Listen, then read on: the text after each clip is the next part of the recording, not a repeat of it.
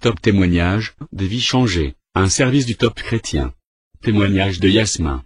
Prière en arabe. J'ai grandi dans une famille musulmane. Déjà petite, je prenais la religion très au sérieux. J'étais absolument certaine qu'il y avait un Dieu. Par contre, j'avais quand même l'impression que Dieu était très lointain quand je le priais. Prière en arabe. Dès ma plus tendre enfance, j'ai appris l'arabe et j'ai aussi appris des prières spécifiques en arabe. C'était ma grand-mère turque qui m'enseignait et m'apprenait l'arabe. En grandissant, j'avais aussi une insatisfaction en moi et la sensation qu'un énorme vide grandissait au plus profond de moi. À cause de cela, j'ai commencé à m'intéresser aux phénomènes occultes, et surtout à la parapsychologie. La danse du diable. Quand j'avais environ 6 ans, j'ai aussi vu un film m'a fortement influencé dans mon âme d'enfant. Ce film s'appelait La danse du diable. À partir de là, j'ai eu régulièrement des crises d'angoisse. La nuit, je voyais des images horribles. Quand je fermais les yeux, je commençais à transpirer et j'étais paralysé de peur. Ça a continué jusqu'à mes 16 ans. Et cette peur n'a pas complètement disparu, mais elle s'est transformée en une peur de l'avenir. Comme ça ne s'améliorait pas, un docteur m'a prescrit des tranquillisants. Ça m'a transformé et m'a rendu très agressive. Chaque soir, il me fallait 4 ou 5 heures pour réussir à m'endormir. Je réfléchissais aussi beaucoup au vrai sens de la vie. Je ne pouvais tout simplement pas croire que la vie s'était allée à l'école, se marier et avoir des enfants. Au fond de moi, je me disais qu'il devait y avoir quelque chose d'autre, quelque chose qui pourrait satisfaire mon vide intérieur. Ça m'a vraiment touché. Vu de l'extérieur, ma vie avait l'air pas mal. J'avais tout ce qu'on pouvait espérer. J'avais encore mes 2 parents, j'avais un copain, un gars bien, et j'avais même beaucoup d'amis.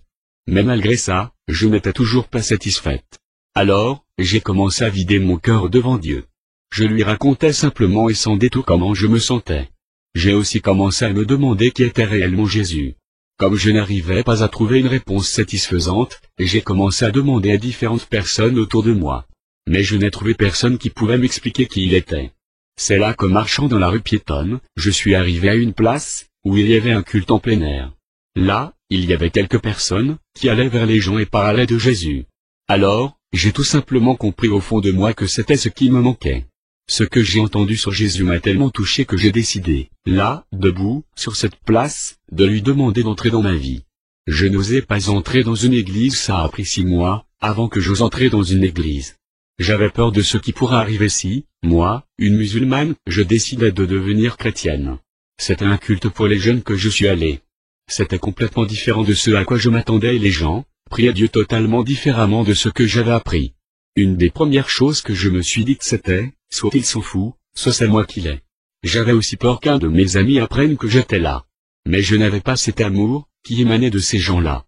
Là j'ai dit à Jésus, si tu existes vraiment, alors parle-moi aujourd'hui et fais quelque chose pour que je remarque que tu existes. Comme rien de spécial ne s'était passé, j'ai décidé de rentrer chez moi. C'est à ce moment-là qu'un garçon est venu vers moi et m'a dit qu'il sentait qu'il avait quelque chose de la part de Dieu pour moi, et il m'a demandé s'il pouvait prier pour moi. Bon, d'accord, je me suis dit. J'ai éclaté en sanglots quand il a posé sa main sur moi et qu'il a commencé à prier. Une force super puissante m'a traversé et j'ai senti un énorme amour.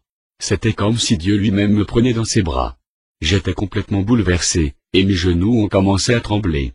Après, le garçon a dit des choses très précises qui correspondaient exactement à ma vie. J'ai éclaté en pleurs.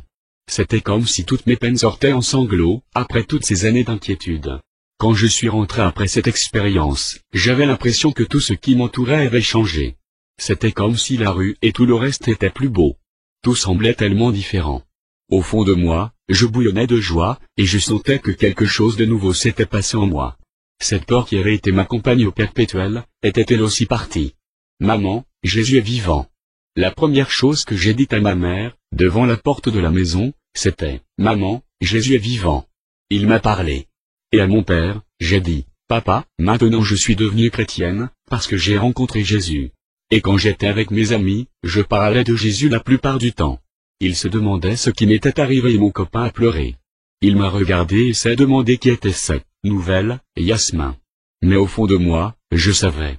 C'était ça que j'avais recherché toute ma vie, c'était de ça que chacun a besoin, Jésus-Christ. J'étais tellement contente de ce dont j'avais fait l'expérience, que j'ai décidé de ne jamais laisser quoi que ce soit me faire perdre cette nouvelle relation avec Jésus. Le chemin étroit évidemment. Quand j'ai décidé de devenir chrétienne et de suivre Jésus, tout n'est pas devenu facile d'un coup ni à la maison, ni avec mes amis. J'ai encore vécu pas mal de trucs depuis, mais j'ai aussi fait l'expérience que Dieu m'a aidé vraiment concrètement. Il y a un chemin étroit et un chemin large. Le défi pour nous, maintenant, c'est de choisir le chemin étroit, c'est-à-dire le chemin de Dieu. Yasmin.